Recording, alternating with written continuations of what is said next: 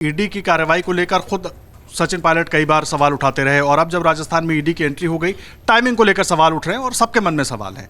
एक बात ये हो गई, दूसरी बात ये है गुटबाजी और बागी, ये चाहे मध्य प्रदेश हो, मध्य प्रदेश में मुझे लगता है कि बहुत ज़्यादा है राजस्थान से फिलहाल जो स्थिति बनी हुई है। कैसे निपटेगी कांग्रेस पार्टी? और ये जो ईडी वाला मुद्दा, ईडी को लेकर तो खुद अशोक गहलोत जो कल उन्होंने जिस तरह का बयान दिया वो भी सवालों के घेरे में। ईडी से ही बात शुरू करते हैं आदर्श जी।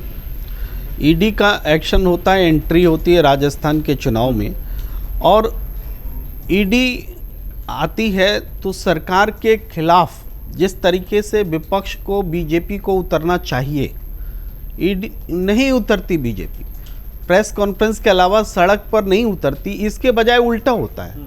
उल्टा होता है कि ईडी के दफ्तर पर कांग्रेस का भारी प्रदर्शन होता है। तो इसके मायने क्या है कि एक ईडी की एंट्री जिसका फ़ायदा पॉलिटिकली बीजेपी उठा सकती थी, लेकिन अंदरूनी घमासान के चलते वो उस मुद्दे को अपने हक में नहीं भुना पाई है अब तक।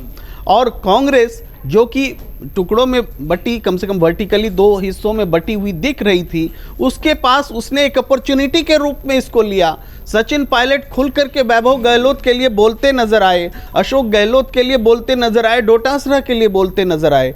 तो ये एक कांग्रेस के लिए, एक इससे ठीक पहले जो पहली सूची आ गई थी उसके बाद से कांग्रेस लगभग सोई हुई थी, दूसरी सूची पर निर्णय नहीं हो पा रहा था। और ऐसे समय में जब कांग्रेस इनएक्टिव थी, ईडी ने कांग्रेस को एक्टिव कर दिया।